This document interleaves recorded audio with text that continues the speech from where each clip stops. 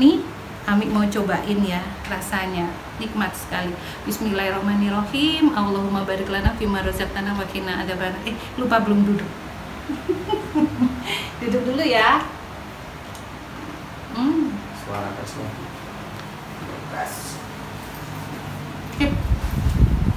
Crunchy sahabat-sahabat nih.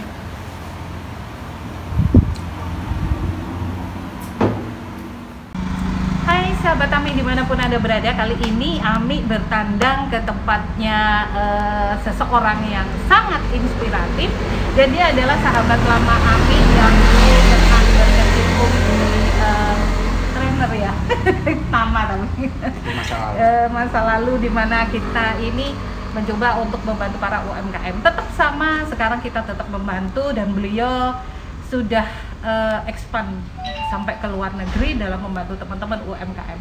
Hari ini kita akan mengulik tempat beliau, karena tempat beliau ini merupakan tempat yang sudah ber-SNI, bahkan beliau mendapatkan penghargaan Awards SNI. Apakah dan bagaimana ruangannya, dan harus bagaimana untuk UMKM yang mau naik kelas. Kita akan berbincang-bincang dengan beliau, tapi sebelumnya kita akan kulik dulu tempat beliau untuk tempat usahanya. Oke, namanya Bapak Bang Ansel. Yuk, monggo dijelaskan tempatnya. Mulai dari awal. Oke. Prosesnya dari awal kita tunjukkan di sini adalah tempat untuk pencucian telur. Oh, Khusus pencucian telur di sini. Jadi telur yang dari luar itu kan masih kotor ya, ada cangkangnya apa segala macam. Karena dalam satu proses salah satu di proses GMP Good Manufacture Practice itu harus ada tempat pencucian telur sendiri yang di luar dan tidak masuk dalam ruangan produksi. Mungkin karena bau-baunya itu ya. Bau kan cangkang-cangkangnya kan biasanya kan masih ada kotoran-kotoran. Nah, itu kita bersihkan di sini dulu. Setelah bersih, diteruskan sekian menit. Dan tidak boleh kelamaan dan tidak boleh juga kecepatan. Jadi memang sudah ada timernya, waktunya untuk satu keranjang ini berapa menit ditaruh. Setelah itu, karena kalau terlalu basah juga nggak boleh masuk. Terlalu kering juga nggak boleh karena sudah kena udara dari luar. Jadi pada saat pengetusan pun setelah telurnya ditaruh, dicuci, ditutup. Sampai segitu ya. Keren. Jadi habis dari sini lalu baru ini bisa masuk di sini, ada lagi masih proses pembuatan untuk renovasi penerimaan barang. Ini penerimaan barang, dan kita ada ketentuan di sini, ada namanya area makan. Ini helmnya begini. Ada area makan di sini. Karyawan kalau makan siang itu tidak diperkenankan di dalam ruangan. Berarti ada di luar. Harus di luar, karena bisa mengundang namanya lalat. Oh yes. Jadi harus di luar. Itu sudah ketentuan wajib. Oke. Segitu ya berarti ya? Ya, kok kita makan kan kadang ada lalat datang itu. Nah, iya, karena supaya tidak mengundang lalat masuk ke tempat produksi, makanya kalau makan harus berada di luar. Oke, kita masuk. Assalamualaikum. Pertama kali karyawan di sini saya sampaikan dikit, karyawan yang datang setiap hari harus bawa dua baju. Baju berangkat kerja sampai sini dia harus ganti baju. Jadi datang saya nih dari rumah pakai ini. Ya. Nanti begitu sampai di tempat produksi di ruang karyawan ini, dia harus ganti baju bawaan dari rumah yang bersih. Jadi mesti wajib bawa dua berarti. Wajib bawa dua. Oh, keren juga. Harus bawa dua nih, nggak boleh satu. Oke, ini adalah logonya teman-teman semuanya. Jadi bajunya yang tadi dipakai dari rumah ditaruh di sini semua. Dan handphone, jam tangan, tas, semuanya nggak boleh masuk. Semua harus taruh di loker. Berarti tanpa perhiasan istilahnya. Tanpa perhiasan sama sekali, tanpa handphone, kalung, gelang, semua dilepas jam tangan. Ini untuk tempat sholatnya. Tempat sholatnya di sini. Dan di kita itu ada satu kewajiban, kita memang ada peraturan yang wajib dipatuhi. Jadi setelah datang, semua karyawan memang tidak kita izinkan langsung kerja, tapi kita wajib sholat duha. Alhamdulillah. Wajib. Pembawa rezeki berarti kan. Jadi sholat duha kita wajibkan juga untuk tilawah, walaupun hanya 1-2 ayat, wajib ngaji. Setelah itu 8:30 baru mulai kerja. Jadi kita wajib kerja, memang sunnah ya, tapi di sini nggak ada sunnah. Wajib jadi berarti wajib. aja. Wajib sholat duha dulu, setelah sholat duha baru ngaji.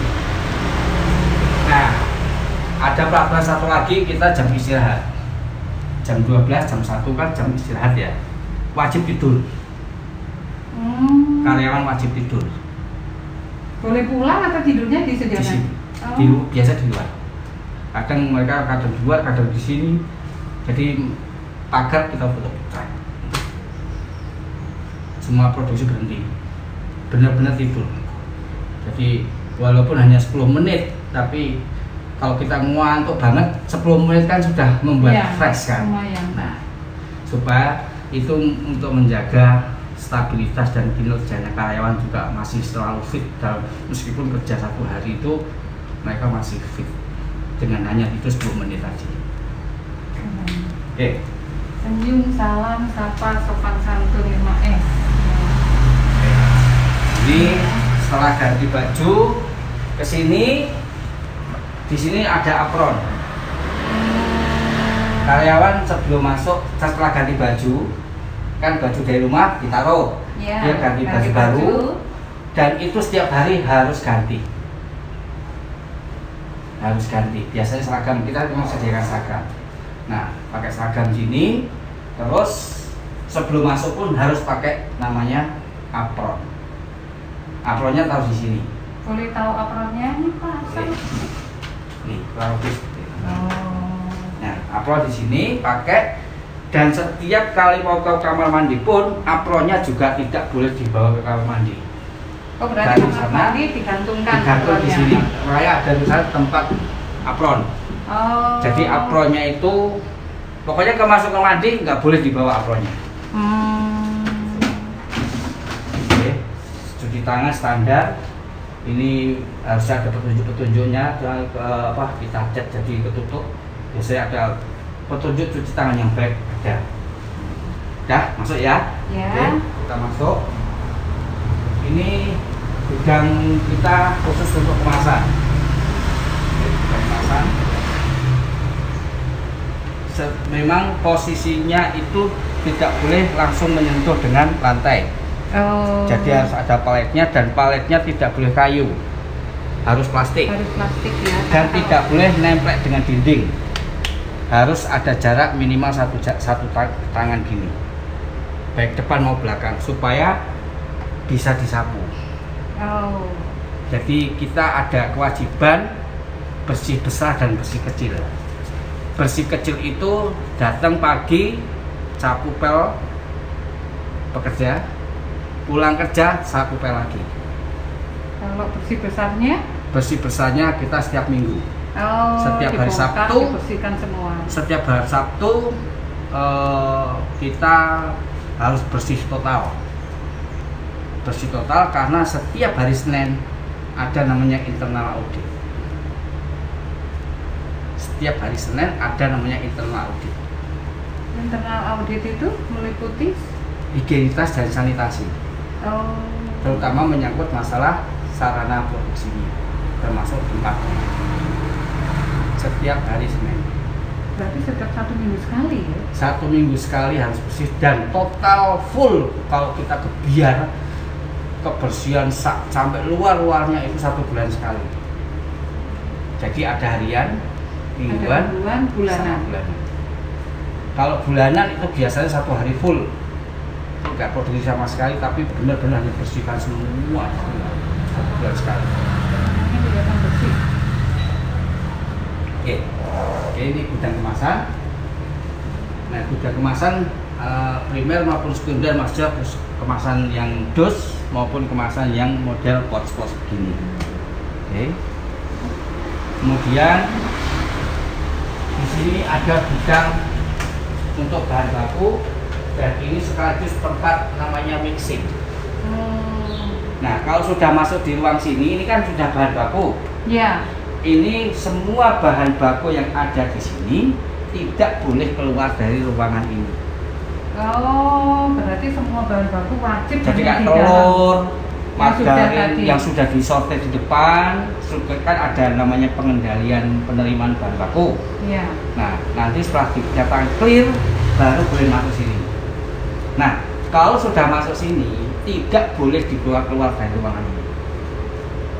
Karena begitu keluar, sudah kena kontaminasi dengan udara luar. Makanya kita tutup. Oh. Jadi prosesnya di sini, nanti untuk proses produksinya lewat jendela transfer ini, lewat sini. Oh, berarti tidak lewat situ, langsung dilewatkan sini. Betul. Oh iya, asik juga ya. Jadi nggak boleh keluar. Semua bahan baku tidak boleh keluar dari sini, tapi harus lewat sini. Karena di sini sudah terbuka, bahan-bahan sudah terbuka semua kan yang tadinya dus, disobek. Nah, ini sudah rawan dengan kontaminasi dengan luar. Makanya nggak boleh dibawa keluar lagi. Oke. Nah, setelah masuk ke sana, berarti kan sudah proses siap adon. Nah, baru lanjut ke sini.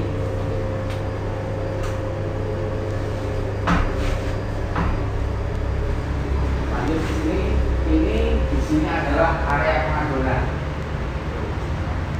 Ini area pengadonan. Jadi setelah bahan diterima dari sini, ya, baru dilakukan proses pengadonan, kan ada pengolesan, pengolahan, segala macamnya di sini. Nah, semua perlengkapan yang ada di sini ini tidak boleh mengandung bahan kayu. Tidak boleh. Jadi stainless, makanya stainless semua ini. Tapi kalau bisa diakalin, selagi proses adonnya itu tidak langsung menyentuh dengan medianya, bisa pakai namanya plastik. Kayu tapi harus jenis plastik. Kayu kan diloyang, artinya adonan itu kan nggak langsung ke plastiknya tapi ke loyang. Nah, plastiknya itu supaya nanti mudah dibuka. Kalau ngakali supaya higienisnya, sanitasi higienisnya itu boleh kayu tapi harus ditutup pakai plastik yang tebal. Berarti dibeli istilahnya. Betul. Biar nggak langsung si adonan ini menyentuh langsung ke meja. Karena ada loyang. Oke. Proses di sini pengolahan dan lain-lain masuk oven. Oh, jadi dari proses produksi di sini langsung masuk ke oven. Ovennya 2 ini ya? Iya. Masuk ke oven. Setelah proses di oven sesuai dengan ketentuan timernya dan lain-lain, terus didinginkan di rak pendingin sini. Oh, ini untuk pendinginannya berarti. Ya, rak pendinginan. Rak pendingin di sini kita tidak menggunakan AC, tapi menggunakan suhu kamar. Makanya untuk mengontrol di sini harus ada namanya termometernya ruangan. Makanya informasi suhu ruangan. Dan ini selalu dicek 1 hari 4 kali. Supaya suhu ruangannya pada terjaga. Kalau misalkan ini panas, terus suhu ruangannya ini nggak sesuai, apa yang harus dilakukan untuk menetralisir supaya suhu ruangan ini adalah suhu ruangan yang diinginkan gitu? Kita ada blower. Jadi ini blower ini ada blower yang nyedot, ada blower yang mengembuskan. Jadi akhirnya pada saat panas kita hidupkan yang nyedot. Jadi panasnya disedot. Nah, begitu udaranya kok dingin, berarti kan perlu panas nih. Ya, jadi disemprotkan. Oh iya, keren ya ternyata ya. Jadi ada tombol, ada saklar yang ini memang khusus untuk nyembur, istilah nyembur. Oh iya, yang satu bisa. Ya. Berarti kalau misalkan termometer ini nanti pada saat suhu tinggi, terlalu panas, berarti otomatis disedot nanti pada suhu yang diinginkan. Ya, berarti gitu. Karena kita menggunakan suhu ruang. Dan itu sudah menjadi salah satu standar di HACCP. Kan kita sudah berarti ya. Kita kan sudah bersertifikat selain SNI ini kan kita sudah ber-HACCP. Nah, salah satu ketentuannya kalau kita menggunakan suhu ruangan dalam proses pendinginan, kita harus kontrol di suhunya ruangan sendiri. Berarti sebenarnya nggak mesti harus AC ya sebenarnya. Suhu ruangan boleh, asalkan kita bisa mensiasati dengan itu tadi, nyemprot dan hisap gitu kan. Dan kenapa di sini banyak, bukan di sana? Ya, karena di sini selain suhu, yang kedua yang ngisap, fungsinya ngisap kan harus ada yang ngisap. Memang kita yang ada ngisap itu 1, 2, 3, 4 itu ngisap, yang sebesar ini ngisap. Nah, ini untuk menjaga kesehatan karyawan. Kenapa? Kita tahu namanya keripik itu kan rentan dengan satu yang kecil-kecil, yang tidak mungkin nggak kelihatan mata. Nah, itu kan keterbangan tuh. Nah, dengan serpu istilahnya debunya yang nggak kelihatan di kita itu kan mesti terbang kemana-mana nih. Nah, supaya karyawan juga nggak menghirup walaupun sudah pakai masker, tapi lebih safe lagi kalau disedot. Jadi ruangan juga bisa terjaga kebersihannya. Jadi debunya dari apa? Serbuknya produk ini nggak nempel di sini enggak. Jadi tersedot. Oh ya benar ya, soalnya kalau Ami lagi bikin yang herbal itu kadang kan saking lembutnya itu kayak kita nggak kelihatan, tapi tiba-tiba itu jadi tebel aja waktu kita pegang apa gitu kan. Jadi sedot. Jadi biar tidak mengurangi terhirup oleh karyawan. Jadi karyawan juga jadi selain produk kita jaga, alat-alat kita jaga, yang kerja pun juga harus dijaga. Makanya itu salah satu kenapa kita bisa mendapatkan namanya SNI Awards. Karena kita menjaganya itu tidak hanya dari produknya, tapi juga tempat dan karyawan yang kerja pun juga sama. Ini alat pencucian. Ini pencucian peralatan setelah dicuci di sini. Dan harus tertutup. Karena rawan dengan kecoa, hewan-hewan seperti itu, makanya tertutup. Dan setelah produksi ya tutup gitu. Supaya pada saat ditinggal pulang apa istirahat, pas jam istirahat kan di luar semua nih. Itu tidak ada hewan-hewan yang inginkan masuk ke tempat produksi, jadi nggak bisa masuk. Mengurangi hal-hal seperti itu makanya harus dibuat rapat. Nah, setelah produksi pendinginan baru ke quality control. Nah, di sini dilakukan namanya penyortiran. Di sini dilakukan penyortiran. Di sini juga banyak anak juga. Nah, kayak gini sudah. Ini kan ada exhaust juga ya, exhaust yang menyedot itu juga. Nah, ini produk yang di sini ini sudah siap kemas, dan ini berlapis plastiknya sebelum biar tahan lama, menjaga rasanya dan apa, dibiarkan di sini sebulan pun nggak masalah. Tapi alhamdulillah kita nggak sampai sebulan, nggak sampai, paling 2 hari 3 hari habis. Setelah itu, nah, langsung lewat sini untuk proses labeling. Monggo, mungkin biar tahu. Ini untuk kalau sini sudah masuk ke labeling pengemasan. Jadi tidak ada barang produk apapun yang sudah jadi maupun belum keluar lagi ke sana, nggak ada, satu jalur jalannya. Nanti dilewatkan jendela. Lewatkan jendela lagi. Jadi nggak ada istilahnya balik ke sana, nggak ada. Jadi satu jalur. Oke, ini labeling dan kemasan, penimbangan. Oke, ini saya potong di sini. Kita masuk ke ini. Ini kenapa kita tertutup? Semua ya kita bilang tertutup. Ini ketutup karena memang di dalam sini adalah memang area produksi dan memang harus benar-benar rapat. Maksudnya tidak ada pintu, tidak ada jendela yang harus keluar. Ini memang kita ada ini, memang kemarin di konsol ini kan oven ya, supaya agak mengurangi sedikit panasnya. Soalnya kan sudah tertutup ini. Betul. Ini kan sampai atas. Iya. Karena kalau iya. di sini benar-benar karena produk sudah terbuka, kak. Maksudnya terbuka, benar-benar terbuka dan harus masuk kemasan.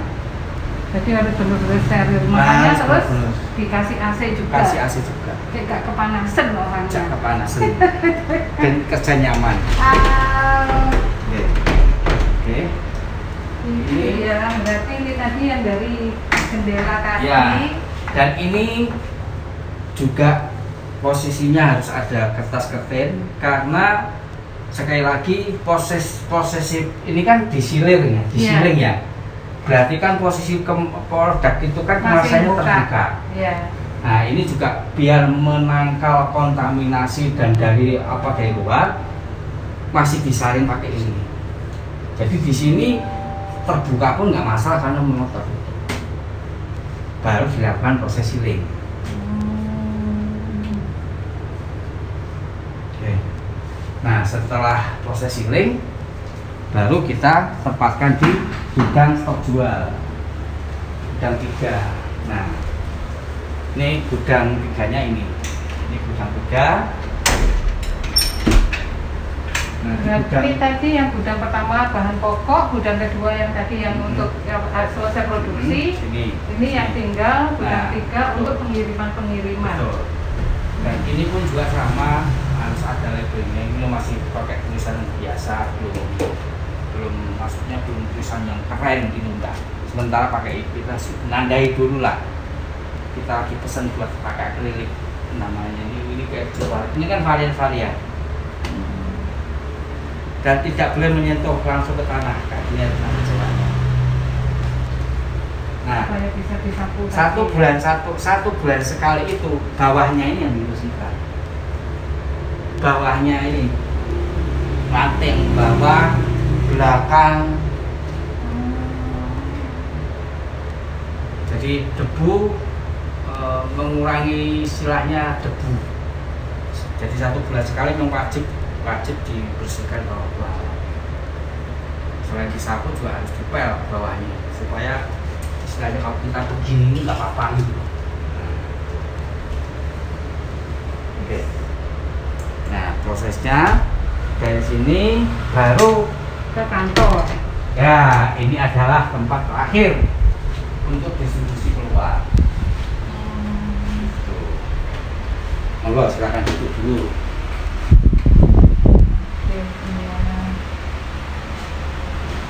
Ini sertifikatnya kita ada sudah CCP, sudah ada SNI-nya, halalnya, BPOM-nya dalam proses.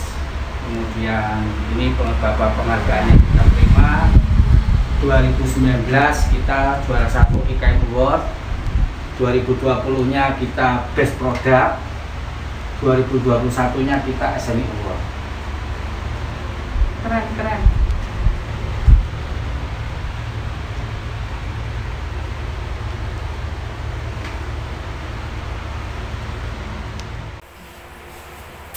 Hai sahabat kami dimanapun Anda berada, ketika tadi kita sudah melihat bagaimana sih ruangan yang ber-SNI itu dan bagaimana Me Time ini menjadi sebuah produk yang digemari di Jawa Timur pada khususnya. Kebetulan ya memang sudah sampai ke luar negeri, Indonesia sudah banyak yang suka, tapi khususnya Jatim ini menjadi sebuah produk yang menjadi pilot atau sebagai pionir di Jawa Timur karena berhasil menembus ke pasar ekspor. Bagaimana Me Time ini bisa ke pasar ekspor dan apa kiat beliau? Karena beliau dulunya memang selain sebagai seorang pengusaha dari bolu ketan ya. Pertama waktu kita jumpa itu kita aktif juga di beberapa kegiatan sosial bareng. Dan ternyata beliau melangkah dengan pesat sekali dengan produk browniesnya yang crunchy dan berhasil menembus pasar ekspor. Boleh dikenalkan monggo. Soalnya Ami kalau sama beliau kayak ibu dan anak sih sebenarnya dengan istri beliau. Jadi ya ini antara ibu dan anak berarti ya. Ya boleh. Boleh. Monggo dikenalkan lagi ini Mas Arso. Okay. Nama lengkapnya siapa? pertama kali punya ide dari yang bulu ketan yang tahunya dulu kan kami tahunya apa? Bolunya ya, terus berubah ke sini, mungkin bisa diceritakan ke sahabat-sahabat di luar sana, mungkin ini akan menjadi acuan mereka untuk bisa sukses seperti ini. Oke, kalau bilang sukses sih belum sih. Belum sukses ya. Sukses menurut Pak Arso itu bagaimana, atau menurut Mas Arso bagaimana kalau begitu? Sukses itu menengahi duit apa dewe ya? Enggak, gini. Kembali ke terima kasih waktunya Ami atas kesempatan yang diberikan buat kami ya. Nama lengkapnya dulu? Nama lengkap saya itu Jalian Setiasa. Kalau orang biasa biasa manggil dengan Arso. Jadi selama ini nama Arso memang dari kecil menjadi kebanggaan saya. Dari secara lain Arso adalah kebanggaan saya, kan teman saya Arso. Nama usaha saya adalah JB Bulu Ketan Mendut, yang saat ini produk utama dan unggulannya kami yaitu It's My Fam Snack, brownies ketan crunchy. Kalau lebih dikenal kalau orang sini itu bilangnya keripik brownies ketan. Keripik brownies ketan. Cuman kita ganti namanya brownies ketan crunchy karena kalau kita pakai bahasa keripik itu tidak muncul HS code-nya. Di luar negeri itu nggak bisa muncul tidak. Ya. Jadi kita mau kirim ke luar negeri itu kita nggak bisa membuat legalitasnya atau masukkan kode-kode apapun, nggak bisa. Jadi kita menyesuaikan itu, makanya kita rubah namanya menjadi brownies ketan crunchy biskuit, karena memang kategorinya kami ini kategori biskuit. Jadi supaya untuk memudahkan proses produk kami ini bisa masuk ke pasar luar, jadi kita punya namanya HSC. Jadi teman-teman semuanya juga kalaupun mumpung belum dihakikan atau apa gitu, kalau memang masih ada kesempatan untuk dirubah, karena berpikirlah target orientednya memang keluar. Jadi legalitas dan lain itu pada bisa ngikut minimal tuh kita sudah punya HS code. Nah, HS code itu karena memang menjadi salah satu kuncinya untuk kita bisa masuk keluar tuh gitu. Supaya buyer itu bisa tahu ya. Dengan kita kirim HS code-nya nomornya ini, dia akan ngecek, oh berarti kategorinya produknya itu ini. Jadi sudah sedikit punya gambaran.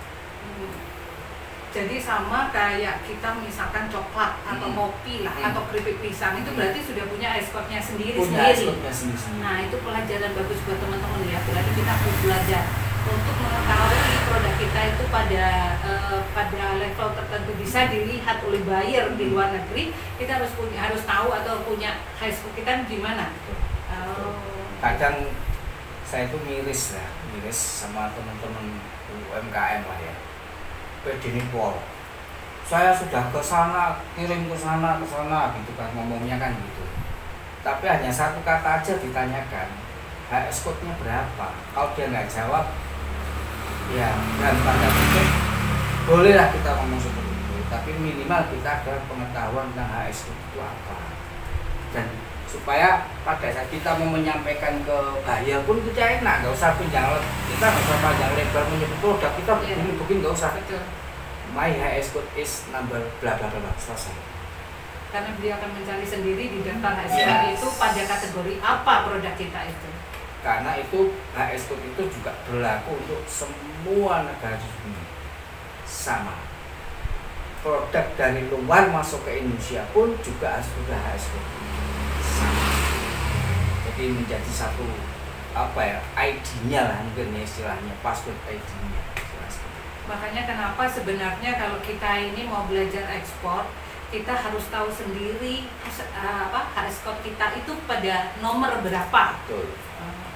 Banyak manfaat yang kita dapatkan di HS code, tapi salah satunya sih kita bisa mengukur produk kita kira-kira di negara sana itu disuka atau enggak. Ya, karena dengan HS code itu kita juga bisa mencari negara-negara mana yang menyukai HS code kita atau produk kita. Yes. secara singkatnya untuk mempermudah kita mencari NTE, negara tujuan ekspor itu lebih mudah. Oh kita harus kita, di searching itu mudah kok, terus akan ketemu yang suka produknya saya dengan ekspornya saya ini ada negara A, B, C, D, E. Nah, nanti bahkan kan ada urutan-urutannya ya, mungkin negara pertama apa yang suka, kedua apa gitu. Itu. Ini yang teman-teman ini di luar sana sebenarnya nggak pada tahu ini Mas Arso, karena yang mereka tahu pokoknya produkku kekirim gitu aja, tapi mereka kadang kan nggak pernah tahu bahwa sebenarnya kita ini bisa mencari buyer sendiri dengan cara sangat seperti bisa itu. Sangat bisa. Dan kita kalau mungkin sedikit tadi sejarah sedikit ya tentang kita gitu ya. Jadi kita sih mulainya memang di tahun 2017. Untuk produk ini kita 2017 dengan modal Rp600.000 itu sudah termasuk alat dan bahan. 600.000 rupiah. Kita waktu itu sama istri kan pakai oven tangkring yang yang manual yang dikasih api biasa, pakai kompor gas, ya, kompor gas. cetek nah itu kita pakai itu. 2017 saya ingat itu mulai kita November. Tapi sebelum kita mulai November itu 4 bulan sebelumnya kita sudah create. Jadi kita ke belakang mundur November ya. November berarti Oktober, September, Agustus. Nah, di Agustus itu saya ingat betul tuh sekitar tanggal 8 atau 7 kita mulai canangkan mau buat ini. Nah, tapi kita tidak serta-merta langsung membuat produk ini, bukan. Tapi kita judulnya kalau yang pinter, sok pinter, kita melakukan namanya marketing research dulu. Satu adalah produk apa yang memang saat itu kan judulnya kan lagi zaman milenial ya, generasi Z ya, saya lupa. Pokoknya kalangan milenial lagi masa-masa anyar-anyare milenial. Nah, kita mencari produk apa yang memang disuka di dunia, yang memang disuka itu jenis apa. Muncul dua, keju sama coklat. Nah, kita berpikir lagi, berarti dua produk ini nih yang harus kita kejar supaya bisa diterima di kalangan milenial kan gitu. Nah, kita cari lagi keju itu produknya apa sih? Biasanya berarti cake, roti. Coklat lebih bervariasi, lebih banyak. Nah, kita berpikir di sini, kalau kita buat yang basah-basah lagi nggak bisa tahan lama. Akhirnya kita berpikir bagaimana membuat produk ini yang bisa tahan lama, tapi dengan taste atau artinya coklat atau keju. Akhirnya ada ketiga susu. Nah, tapi kita nggak melihat sebenarnya. Nah, dari sinilah kita akhirnya berpikir kita hanya ambil antara keju sama coklat. Nah, dengan dua ini kita pilih lagi. Kita lagi melakukan marketing research lagi. Produk apa jenis cake yang sudah dikenal oleh masyarakat luas dengan bahan berbahan keju dan berbahan namanya coklat. Nah, muncullah namanya roti semua. Nah, akhirnya mengerucut lagi antara keju sama coklat ini lebih kecenderungan lebih diterima mana, lebih banyak orang suka coklat.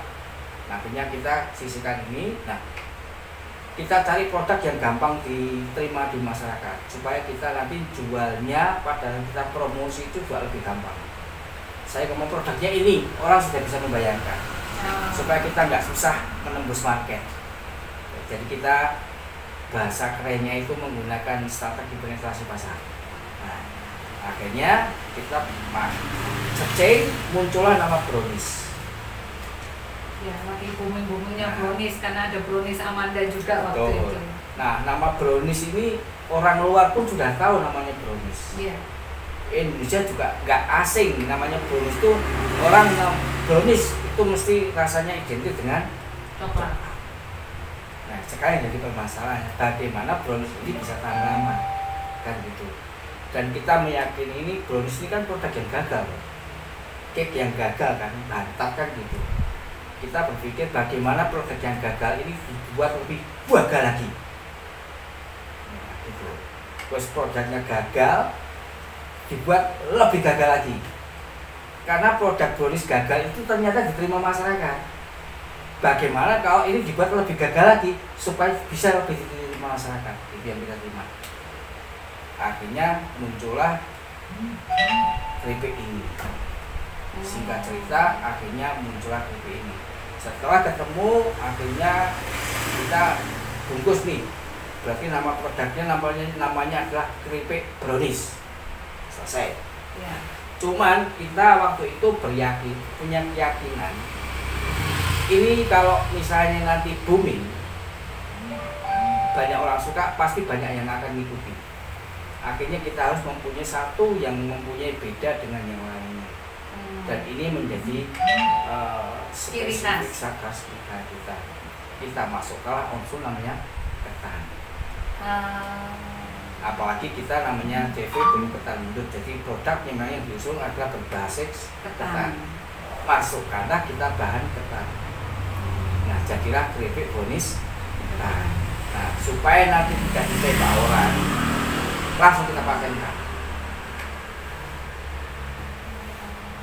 Langsung kita patenkan, jadi nanti nggak ada lagi yang mau buat keripik brownies ketan, sudah nggak bisa lagi. Kita langsung daftarkan merek produk namanya brownies ketan. Nah, setelah selesai kita trial terus 1 bulan trial, akhirnya keluarlah tes muncul tidak langsung kita launching ke pasar, tapi kita teskan ke 5 chef.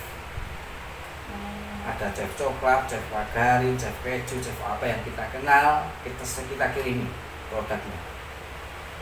Kita minta mereka untuk mereview kurang apa, manisnya kurang atau enggak, kemudian coklatnya kerasannya itu seperti apa, kemudian kalau sudah ditelan itu tenggorokan bagaimana.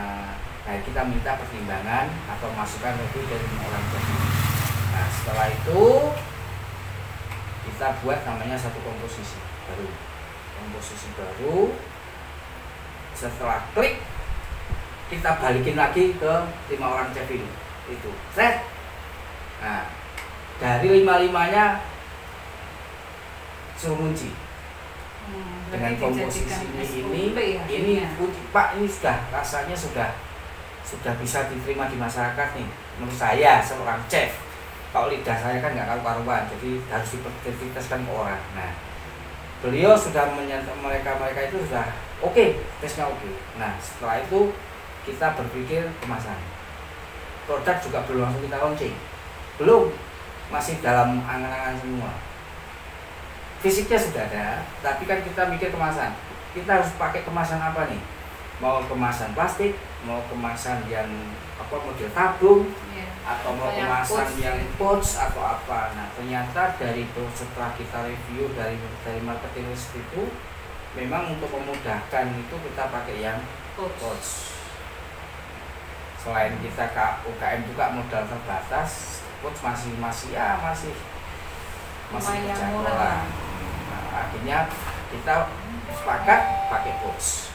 Nah, pouch sendiri kan ada banyak ukuran. Iya. Ada yang ukuran sekian, ada yang sekian. Nah, supaya nanti kita lebih maksudnya itu lebih bisa diterima di masyarakat juga, akhirnya kita juga tentukan pouchnya. Oh, harus ukuran sekian. Nah, setelah ketemu pouchnya ukuran yang ini, baru kita pikirkan isinya berapa gram satu pouch ini. Dengan perbandingan itu memang seperempatnya nggak boleh penuh. Nah, kita isi gitu mulai dari 50, 60, 70, 89 sampai full berapa gram. Akhirnya kita coba lagi, akhirnya mengerucutlah di angka 70. Coba lihat itunya pouch. Jadi ini ya pouchnya. Mungkin bisa dilihat nih ya sahabat, pouchnya keren banget ini. Jadi kayak gini pouchnya. Kita bisa ceritakan yang kisahnya awal ya. Nah, setelah kita tentukan ukurannya, beratnya, isinya berapa, kita berpikir terus gambarnya ke piye, desainnya. kita sudah beberapa kali mengalami beberapa perubahan. Terakhir yang terinspirasi itu justru pada saat ini sebetulnya anak saya laki-laki nih. Ini anak saya yang laki-laki. Jadi pada saat itu suatu mangkal saya tujuannya itu. Anak saya itu kalau nonton TV, ya sini kakinya ini begini nih. Kalau dikasih makanan apa cemilan gitu nggak bergerak, gini ya sama gini gitu. Loh, saya tak marahin, nggak boleh mas begitu. Tapi saya berpikir lama-lama saya tak perhatikan anak ini. Saya kan lagi mencari ikon nih untuk gambar nih. Apa sopo ya saya bilang gitu kan. Saya foto tapi foto itu nggak sengaja. Kita tak foto ya ibu biasa cekrek tak delok. Maksudnya saya tuh untuk guyon, mas elek loh kalau kamu makan sambil tiduran tuh kayak gini wajahmu gitu loh. Maksudnya itu mau tak tunjukkan itu ke anak saya. Tapi tak lihat-lihat. Kok asik. Kok asik ya? Sesuai dengan anunya saya bilang gitu. Akhirnya singkat cerita saya download aplikasi yang dari foto menjadi kartun kan ada loh itu. Ada kan aplikasi itu. Tak coba dan tak convert muncullah gambar walaupun nggak sempurna ini tapi sudah kayak kartun. Saya ngomong sama istri saya, lucu. Pak Api yo, saya bilang gitu, Pak Api yo, ini dian aja ya, dijadikan kemasan deh. Nah, akhirnya kita ke tukang desain dengan basic seperti ini, tapi jangan wajah anakku, tak bilang gitu, wajah umum aja. Ya intinya jadinya seperti ini.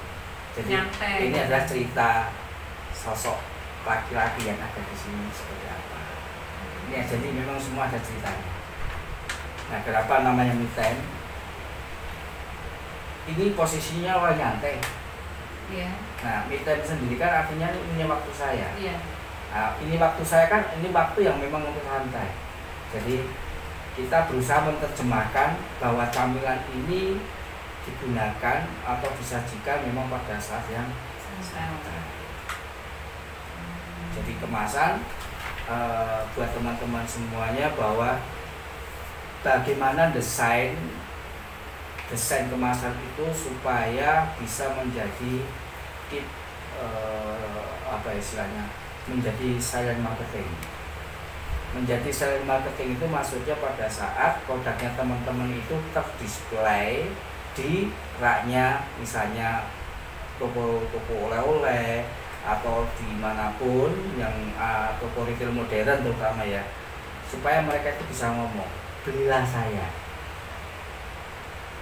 Jadi dia menjadi marketingnya kita, karena kita nggak mungkin kita punya 100 outlet, kita nggak mungkin menempatkan 100 karyawan di setiap outlet. Yang bisa kita tempatkan ya ini, dan inilah kemasan inilah yang akan ngomong ke setiap kali yang beli. Begitu ada orang lewat, dia akan teriak, silahkan beli saya, silahkan beli saya, supaya yaitu kalau dibilang mulai Islam ini bahasa keren itu eye catching ya. Tapi kalau saya lebih tidak hanya sekedar eye catching, tapi harus menjadi namanya silent marketing itu pada saat posisinya di nangkring di terpampang di display kita. Ini sekilas cerita. Memang kadang kita lihat desainnya teman-teman itu saya akui bagus, keren, tapi pertanyaan saya kan cukup mudah, apakah bisa menjelaskan kondisinya? Apakah dengan kemasannya, desainnya kemasannya teman-teman itu, apakah sudah bisa menjelaskan ini untuk apa, kapan saya makan, bagaimana disajikannya, atau mungkin tambah lagi istilahnya itu menjelaskan isinya. Jadi kadang kita hanya memikirkan desainnya keren, bagus gambarnya, tapi pertanyaan simpel, bisakah menjelaskan isinya? Bahkan mereka juga nggak tahu isinya apa ya, dipulak-balik dulu, ternyata keripik kan gitu. Ya betul. Nah, keripiknya itu keripik yang bagaimana? Bisa nggak dalam waktu sekian detik orang itu sudah mengangkat? Saya lihat satu kemasan dengan saya Ami datang ke salah satu toko retail modern. Yeah. Begitu lihat satu kemasan produk, kalau di toko modern yang produk-produk nasional maupun internasional kita sudah langsung tahu, oh isinya ini, rasanya ini, kita sudah bisa ngira karena di kemasan mereka sudah jelaskan tanpa dijelaskan sama orang pun kita sudah sedikit tahu. Nah, kita balik lagi, bisakah produk kita seperti itu? Kadang kan kemasannya bagus, cuma ditulis mereknya saja. Misalkan mereknya ini Alibaba gitu ya. Tapi Alibaba ini apa ya? Kita harus mendekat, kita harus baca. Mungkin malah dibolak-balik, oh ternyata Alibaba ini kacang. Isinya kacang goreng, karena di situ tidak menjelaskan produk tersebut kan gitu. Betul. Dimakan pada saat apa? Kan seperti itu. Hanya mereknya aja yang terpampang gede. Ya. Jadi memang untuk mendesain suatu kemasan itu perlu, kalau orang bilang mungkin semedisik lah gitu. Semedisik supaya apa? Supaya tahu apa yang Betul, harus ditampilkan. Yang kedua lagi supaya kita punya chemistry dengan produk kita. Jadi ibaratnya ini anggapnya kita punya anak, ini anak-anak kita. Nah, kalau kita sudah punya chemistry dengan produk kita, insya Allah kita dalam melakukan penjualan, dalam melakukan memikirkan tentang produk kita itu enjoy. Meskipun kita harus lebur 3 hari 3 malam itu kita enjoy, karena ini adalah produk saya dan ini harus menjadi tumpuan hidup saya.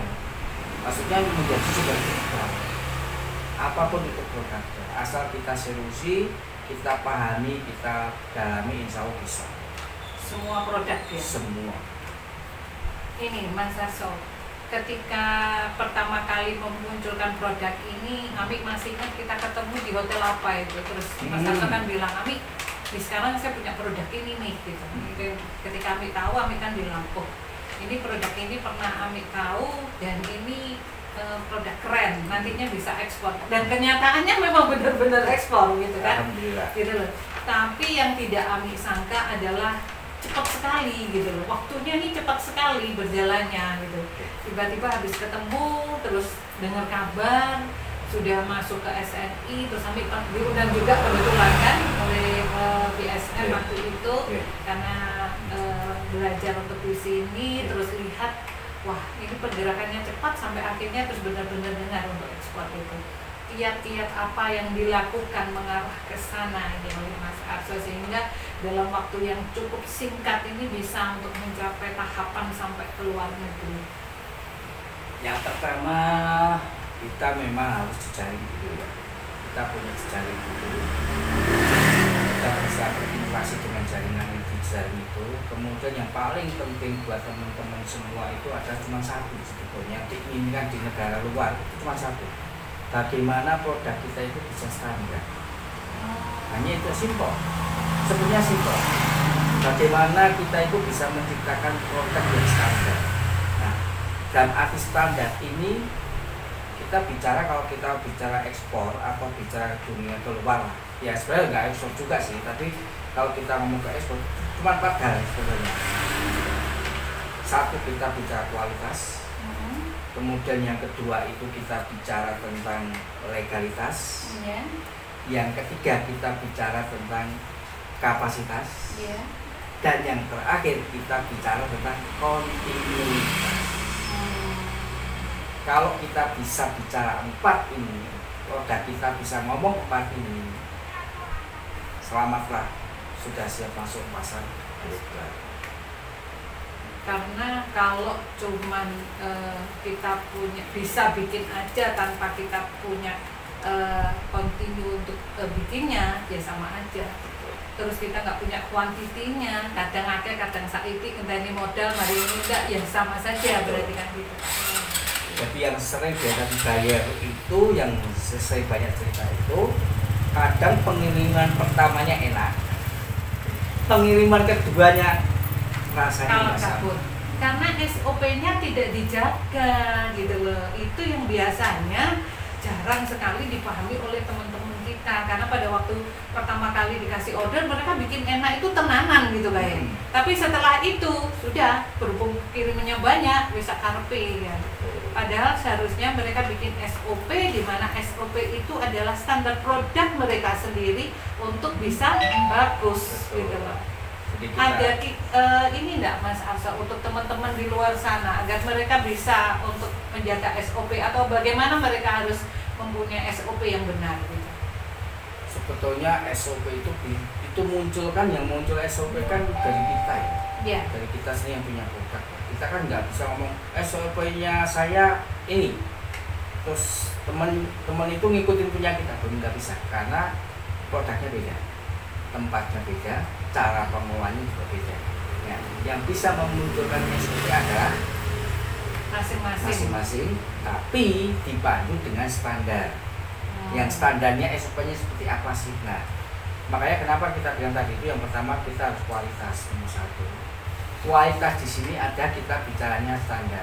Nah, standar di sini kalau boleh lebih ngomong lagi ke dalamnya, ada namanya standar produk, standar kemasan, standar proses. Nah, kemudian kalau kita bicara di standar produk sendiri, itu ada lagi standar produk rasa, bentuk, dan ukuran. Itu standar rasa, bentuk, ukuran, itu produk.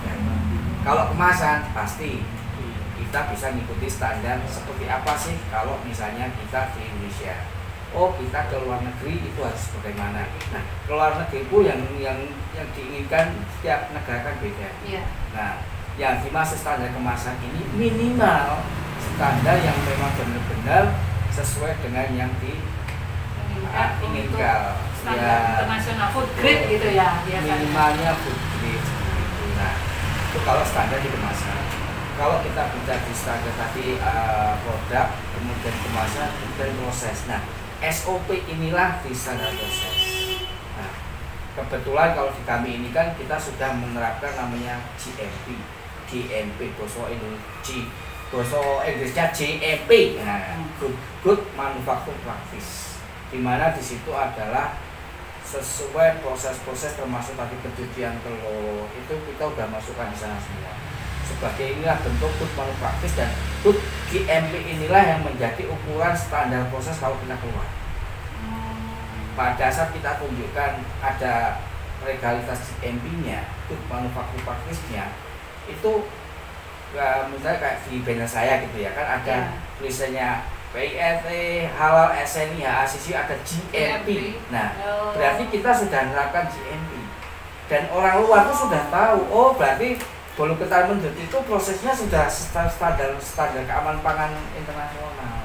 Berarti GMP itu sebenarnya memang harus diurus ya kalau kita mau ekspor. Itu atau GMP itu bukan kayak macam ini. Jadi GMP itu kecenderungannya ada kayak istilahnya kalau kita dulu itu ada pelatihannya gitu kan. Dan pelatihan itu kan kalau waktu itu kita dari BSN, Badan Standarisasi Nasional. Oh, yang di SNI. Nah, mereka 3 hari itu yang pelakunya GMP itu owner, semua karyawan, dan semua karyawan nanti bersertifikat GMP. Berarti kalau misalkan hanya kemarin itu yang baru ownernya aja sebenarnya memang belum bisa untuk mendapatkan GMP. Tapi kalau dalam satu perusahaan itu nanti diikutkan untuk belajar di BSN sebagai standar SNI-nya dipelajari semua, berarti perusahaan itu boleh dan mendapatkan GMP-nya. Istilahnya kita sudah menerapkan GMP. Jadi kita masang logo GMP nggak asal-asalan hanya nempel gitu, karena kita punya buktinya. Saya ada sertifikatnya, karyawan saya juga ada semua. Dan kan kalau memang di proses GMP ini juga ada teorinya, kemudian juga ada prakteknya. Nah, prakteknya inilah yang akan muncul menjadi SOP tadi. Nah, kalau di kita tidak hanya sekedar bicara SOP, tapi kita sudah bicara ke IKA. Sudah ke IKA artinya ya kalau menurut kita sih tahapannya di atasnya SOP ya. SOP kan standar operasional prosedur, kalau IKA kan sudah ke instruksi kerja. Artinya di mana titik-titik yang bahaya itu, di mana yang mengandung resiko itu dibuatlah namanya IKA. Kayak tadi pencucian telur. Pencucian telur yang baik itu bagaimana? Mungkin SOP. Iya. Muncul SOP. Tapi bagaimana untuk bisa telur ini nggak hanya sekedar dicuci, tapi bagaimana bisa higienis atau seperti apa supaya higienis. Nah, keluar namanya IKA, dan IKA itu wajib dilakukan. Berarti kalau kayak ini COA apa itu? Nah, ini apa lagi ini? Nah, kalau COA itu Certificate of Analysis, itu hasil dari uji lab.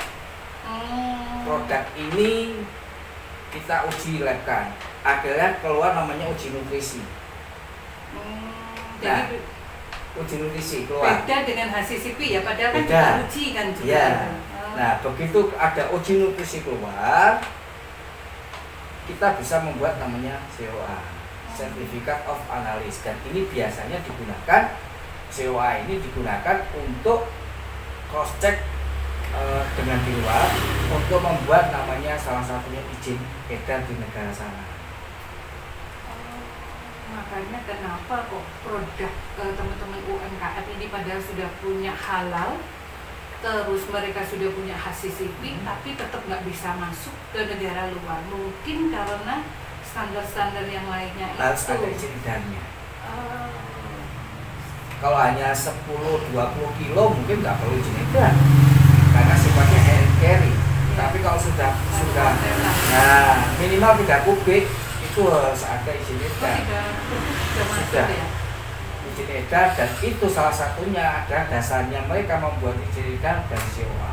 Nah, COA-nya kita pun mereka juga nggak percaya. Kadang seperti itu. Kadang negara tempat tetap harus dilabkan lagi. Jadi produk ini misalnya mau saya edarkan di anggap aja Malaysia gitu. Nanti setelah mereka tes marketnya di sana diterima semua dan menurut mereka bisa diterima konsumen, mereka juga akan melabkan produknya kita untuk sebagai pembuatan izin edar di sana. Setelah itu baru ordernya baru istilahnya pakai besar. Kalau 1000-2000 mungkin masih oke lah, masih nggak usah pakai seperti itu karena sifatnya dianggap hand carry. Ini kemarin sempat satu kontainer terbang kemana ini? Kemarin Pak? Ke Turki. Oh, berarti banyak disukai di sana ya. Kita juga sudah kantong ini di sana kan. Sudah prosesnya cukup lama juga, tapi ya pokoknya judulnya nikmati, jalani, syukuri. Waktu kita ketemu di acara Trade Expo Indonesia, itu pada waktu itu kah yang dapat atau setelah itu dapatnya? Salah satunya dari situ juga. Oh, salah satunya dari itu, karena pada waktu itu kan cukup lumayan laris juga itu time itu. Betul. Terus kita di belakang itu juga banyak sekali pertanyaan-pertanyaan tentang badi apa kecil-kecil. Nah, tapi saya menggarisbawahi itu buat teman-teman semuanya ya, untuk lab kemasan jangan kepedean. Kemasanku bagus, tapi nggak tahu standarnya apa sih ditulis. Karena di Belanda kemarin juga kita ditolak karena mereka butuh food grade itu dengan kapasitas 0, berapa, harus seperti itu. Ketebalan juga nggak boleh, ketipisan juga tidak boleh. Betul. Nah itu standarnya sekarang Belanda gitu. Tapi kalau saya sih menyoroti kita secara umum aja ya, secara umum supaya bisa masuk ke mana-mana, termasuk domestik pun juga potensial juga. Tapi standar kemasan labeling itu apa sih yang harus kita cantumkan di sini? Kadang kita itu sebagai OKM teman itu kadang miris gitu, maksudnya gemak model gambarnya sudah menarik, begitu saya baca gitu. Komposisinya nggak ada. Kok kurang ininya. Oh, Mas Asa boleh ini disondingkan ke teman-teman. Jadi paling tidak untuk domestik itu minimal itu di kemasan itu harus ada apa gitu. Coba apa aja? Kalau di kemasan itu kan kita bicara depan belakang. Ya, depan belakang. Ya. Ini depan belakang. Nah, ya. Standar depan itu pasti merek, nama produk, kemudian perizinan. Yes. Apapun perizinannya cantumkan. Yes. Kemudian kalau ini setelah perizinan, terus berapa netonya? Kadang teman-teman ini salah. Neto itu adalah berat kotor, padahal netto itu berat bersih. Betul. Jadi kalau berat bersihnya 70 harus dihitung kemasannya berapa gram dulu. Ya. Berarti itu ditambahkan, harusnya kan seperti itu. Nah, ini yang kurang biasanya. Terus tulisannya juga nggak boleh apa, kalau di Indonesia kan ada standarnya kan berat bersih, bukan netto tapi berat bersih, baik digunakan sebelum. Nah, begitu di halaman belakang itu ada namanya kode produksi, ada namanya baik digunakan sebelum. Kemudian kalau memang sudah ada uji nutrisinya dan masukkan uji nutrisi, kemudian diproduksi oleh siapa, ya kan? Nah, ini tambahan buat teman-teman semuanya itu komposisi, itu wajib kan? Komposisi wajib. Bisa didenda sekarang ya katanya. Iya. Komposisi kan. Komposisi itu penulisannya bahan dari yang besar menjadi ke yang kecil, asal nulis komposisi juga. Nah, terus yang sering dilupakan dan ini juga menjadi salah satu selling point untuk kita jualan itu adalah petunjuk pemakaian atau apa istilahnya, petunjuk pemakaian atau cara saji dan petunjuk penyimpanan. Penyimpanan yang belum di tempat saya juga belum ada kok tempat itu. Kadang gini Bu, kadang kan kita dikomplain nih. Iya. Pak Aso punya bapak itu loh baru 2 hari kok baru 1 hari kok sudah melempem. Kan gitu. Nah, kita mau menjawab dengan konsumen kalau el-elan kan salah. Iya. Dia adalah konsumennya kita. Tapi bagaimana kita bisa menjelaskan dengan ke konsumen itu, tapi konsumen bisa menerima dengan lapang dada. Kalau saya jawabnya gini, maaf Bu, Bapak Ibu, Ibu sudah baca petunjuk penyimpanan. Boleh Bu komplain A sampai Z silakan, nggak apa-apa, kita terima, kita tampung. Tapi bolehkah saya tanya Bu? Biasanya saya ngomong gitu. Karena di salah satu kriteria di SL Award itu adalah bagaimana cara penanganan komplain. Di SL Award itu seperti waktu itu saya bilang ke tim evaluasinya, dan ini akhirnya mengena dan mungkin akhirnya oh ini masukan buat kita nih dari tim evaluator, nanti tak sambungkan ke yang lain. Kan jawaban kita cuma satu, bolehkah saya tanya lagi Bu, Pak, sudahkah baca petunjuk penyimpanan? Karena jika di situ sudah ada, berarti kesalahan konsumen bukan kesalahan produsennya. Yang salah bukan kita. Karena kita juga nggak boleh menyalahkan konsumen, karena konsumen itu ada undang-undang perlindungan konsumen. Dan kita kalau kita nggak bisa menjelaskan, berargumentasi, kita justru salah. Karena dia bisa melaporkan ke itu pihak terkait tentang undang-undang undang-undang perlindungan konsumen. Nah, kita berusaha bagaimana di kemasan kita ini menghindari hal-hal seperti itu supaya tidak dikomplain, dan secara hukum kita juga pasti menang. Oke, keren. Simple kan? Iya. Cara saji, misalnya minuman jahe nih. Ya. Pak Aso, jahenya kok nggak terasa?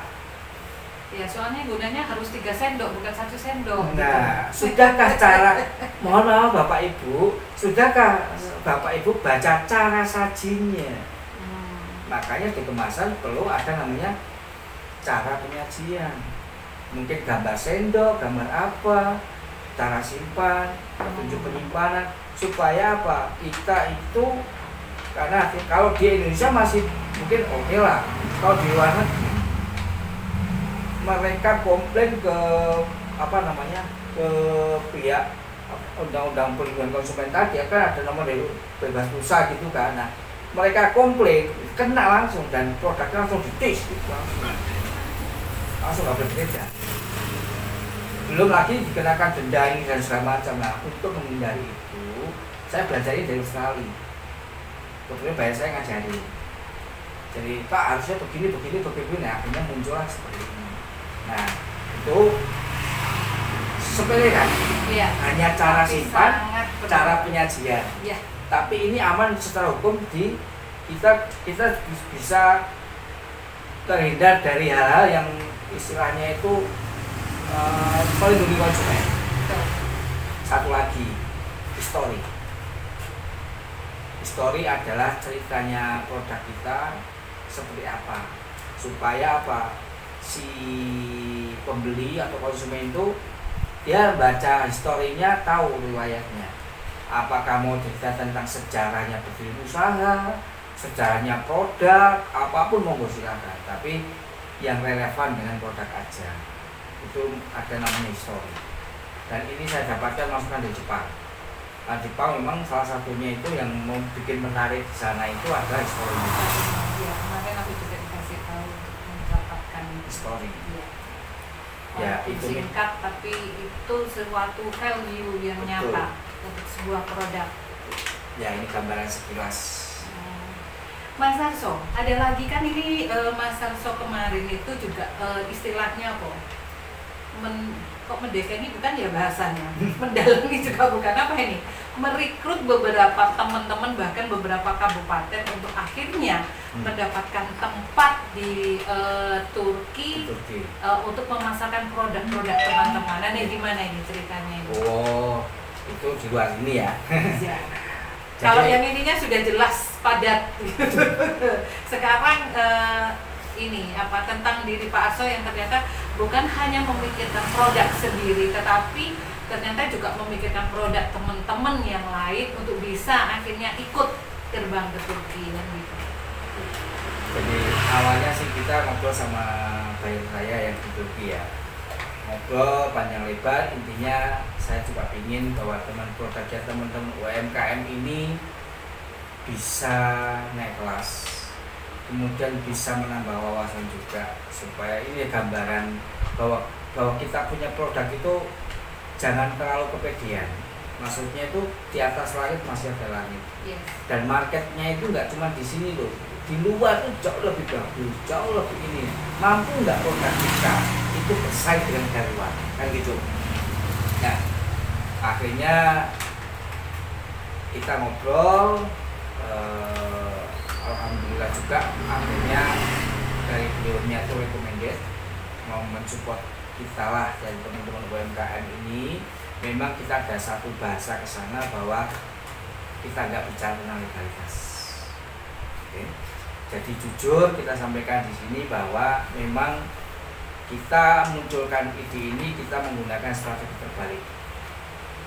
Jadi mungkin agak bertentangan dengan pemerintah mungkin lah ya, tapi whatever, mau komplain silakan, tapi inilah strategi yang kita pakai. Pasar terbalik. maksudnya. Jadi kita ngurus legalitasnya setelah pas produk ini memang real diterima di market di sana. Jadi maksudnya seluruh produk teman-teman ini punya legalitas atau tidak, kita kirim dulu aja ke sana. Ya, minimal PIRV lah sama halal lah, minimal itu lah, nggak kosongan, nggak ada sama sekali, nggak lah. Minimal ada, tetap ada minimal ya. PIRT untuk halal itu sudah lumayan di kita. Nah, urusnya juga sudah maksudnya lumayan ribet sih ya. halalnya. Jadi minimal halal PIRT lah kita minimal kita berangkatkan. Yeah. Nah, nanti di sana kan kita bukan lagi tes, bukan sampling ya, tapi kita sudah langsung tes market. Jadi langsung produknya teman-teman itu terdisplay di raknya di sana, namanya tokonya itu kan organik botanik ya.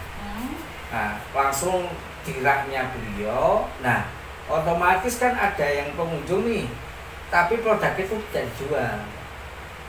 Karena kan yang dikirim nggak banyak, hanya 5 atau 6 PCS saja. Satu untuk diinjek yang punya toko, sisanya ditaruh di raknya, terus dibagikan yang pengunjung. Untuk merasakan testernya maksudnya, jadi kayak semacam pameran singkat gitu. Betul. Tapi pamerannya berlaku 3 bulan. Iya lumayan. Iya 3 bulan. Berarti tes pasar 3 bulan itu lumayan loh. 3 bulan di sana. Berarti kita bisa lihat kan nanti siapa yang di antara teman-teman ini yang laku. Betul. Nah, yang laku nanti dia ownernya tokonya yang akan ngubur langsung ke UKM-nya. Baru akan terjadi transaksi. Jadi kita hanya menjembatani itu aja. Nah, alhamdulillah yang kita jembatani ini ya kurang lebih ada 10 kabupaten. Wow. Dari mana aja itu? Sidoarjo, Mojokerto, kemudian Ponorogo, Pacitan, Situbondo, ada Pamekasan juga ada, terus Madiun, terus wah mungkinnya lali ya. Banyak penghasil senak-senak gitu. Ya ada, jadi ada yang mamil dan non mamil juga. Oh, mamilnya juga kelasnya ada berarti. Tapi kan craftnya kan kalau mamil kan 5 sampai 10 ya, kalau craft ya 1. Kita minta 1, tapi memang kita minta ya, maksudnya produk itu tidak kita beli, memang kita minta, kita bantu kirim ke Turki sana. Kalau untuk memamil ya hanya 1. Mas Arso, ketika tadi dengan bilang bahwa ini adalah produk tapi juga semacam test market dan di pasar luar sana, berarti ada kemungkinan ketika beberapa produk ini ada yang laku berarti terjadi transaksi, yang tidak laku berarti mereka tidak suka atau mereka memang belum bisa masuk diterima di negara tersebut. Berarti kekosongan itu apakah mungkin bisa diisi oleh teman-teman lain nantinya setelah kan prosesnya 3 bulan nih, berarti 3 bulan itu nanti kan masih ada selang lagi untuk periode berikutnya dari hasil tesnya itu. Kekosongan yang mungkin nanti ada produk yang tidak disesuaikan, bisakah dikirim ulang dengan produk-produk teman-teman yang lain ini? Mungkin teman-teman yang lain pada pengen tahu ini. Apakah jadi mungkinkah ada kesempatan untuk UMKM yang lain ini waiting list istilahnya, waiting list untuk coba ngerti rek produkku nanti bisa gitu? Kita sih nggak ada kemungkinan gitu, karena kita kan nggak maksudnya kita open ya, tapi sekali lagi yang kita cari itu, yang kita berangkatkan, yang kita ya istilahnya kita bantu ke sana itu hanya yang punya semangat dan kemauan. Oh, yes. Yang punya semangat dan kemauan lah yang bisa berangkat. Kalau enggak pasti nggak akan berangkat. Memang ini kita berangkatnya juga bukan atas nama Sombran, tapi kita juga atas nama satu komunitas juga namanya ya. Jadi kita nggak apa ya sama ngomong ini ya. Iya. Kita memang membawa satu kendaraan, nah judulnya kendaraannya yang kita pakai ini memang namanya OKOJ Namamu. Nah melalui inilah teman-teman kan harus registrasi menjadi anggota kita dulu pasti kan, menjadi membernya kita, baru kita akan seleksi. Kalau memang rekomendasi kita akan. Tapi tidak menutup kemungkinan mungkin UMKM yang di luar ini untuk bisa masuk menjadi anggota, bukan? Oh monggo silakan. Oh iya. Bisa ya, kan. dengan seperti itu. Kalau sudah masuk kan kemungkinan juga akan ada pendampingan untuk betul tersebut. Ada pendampingan juga nanti kalau ada kesempatan ke Turki atau ke Turki, dan kita memang nanti insya Allah setelah ke Turki ancang-ancang nih ceritanya nih, Februari Maret kan kita ke Canberra. Kita ke Canberra di Australia berarti ya. Sekitar Februari Maret nanti kita akan kirim ke Canberra juga. Kita bantu beberapa teman-teman ya, nanti juga pasti ada proses di situ kan, proses yang karena untuk masuk ke Australia juga agak ketat banyak. Jadi kita pun dalam proses menyeleksinya juga agak lebih kencang sedikit. Senang sekali sih, tapi kayaknya durasi teman-teman udah lama juga. Satu ini Mas Arso, harapan ke depan untuk para teman-teman UKM, mungkin ada pesan-kesan atau bagaimana untuk teman-teman UMKM yang ada di luar sana ini supaya nantinya bisa seperti panjenengan ini yang selalu survive setiap hari, setiap bulan, setiap waktu, setiap tahun ini pasti ada perubahan-perubahan di diri Anda ini untuk tambah maju ini. Gimana ini? Satu, jadilah pendengar yang baik. Yes. Kemudian yang kedua, tingkatkan istilahnya dengan kita mendengar yang baik, jadi pendengar yang baik, berarti kan kita mau belajar. Perbanyak belajar. Yeah. Kemudian yang paling penting semangatnya, karena memang semangat ini yang susah banget timbul tenggelam, tapi pertahankan tingkat semangatnya yang harus mau melakukan. Bukan semangat untuk kaya, bukan semangat untuk sukses, bukan, tapi semangat untuk melakukan perubahan yang menjadi lebih baik dari sebelumnya. Yes, keren banget dan setuju banget bahwa hari ini harus lebih baik dari hari kemarin, hari esok harus lebih baik daripada hari ini, kan seperti itu. Keren sekali, suka sekali. Jadi sahabat Ami dimanapun Anda berada, keren banget kan orang di sebelah Ami ini, bahwa itu sesuai dengan yang selalu Ami ucapkan, bahwa jangan pernah melihat siapa yang mengatakan, tapi lihat apa yang beliau katakan. Karena dengan mendengarkan, dengan banyak kita mendengarkan, melihat semua yang ada di sekitar kita ini, kita bisa belajar untuk menjadi lebih baik. Dan orang di sebelah Ami ini telah membuktikan diri bahwa kehidupannya ini sangat bermanfaat untuk orang lain, dan juga dari hari ke hari dia selalu melakukan perubahan-perubahan yang membuat orang ini takjub untuk melihat. Jadi jangan pernah lelah berbuat kebaikan, karena kebaikan akan tetap mendapat kebaikan. Dan kita akan bersua kembali pada episode selanjutnya. Terima kasih banyak untuk Mas Arso. Ya, sama-sama. Sukses selalu. Amin. Dan jangan lupa untuk tetap subscribe, like, serta komen di Ami. Dan wassalamualaikum warahmatullahi wabarakatuh. Waalaikumsalam warahmatullahi wabarakatuh. Terima kasih Ami.